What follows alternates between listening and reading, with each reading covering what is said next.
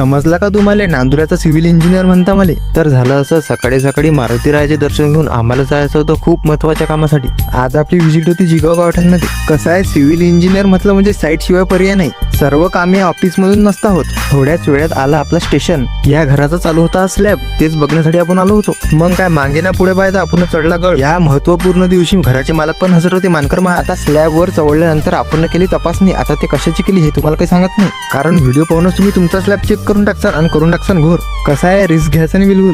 आपण एकच वेळा सांगतो, पटलं तर घ्या आणि कामाची पण स्पीड पाहून घ्या.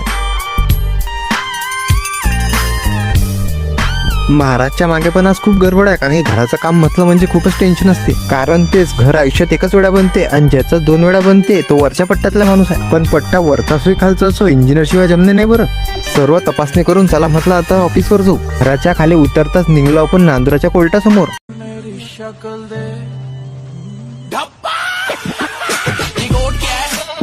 मेरी पकड़ देख, कल से बच्चों ने नहीं करी मेरी स्ट्रगल देख. लास्ट टाइम मैं रोया हंसी के आंसू थे, सैड गाने गाऊंगा बेंचो मेरी शक्ल देख. ये गोट क्या है, मेरी पकड़ देख. तेवढ्यातच दिसले आपले फॉलोवर आणि म्हणाले, खजान्याचा पार्ट तरी कधी येते? सर मला तर असं वाटलं खजाना भेटायच्या अगोदर किती हिशोब पडता काय सांगा. साईटवर शाहीद ठेकेदार पण हजर होते. तिथून डायरेक्ट निघालो पार्सल आणण्यासाठी. आता या जागेला नॅनपी शाळेची गल्ली म्हणून ओळखता आणि तिथंच समोर होती पांडव सरांची साईट. चला भेटूया पुढच्या ब्लॉग मध्ये.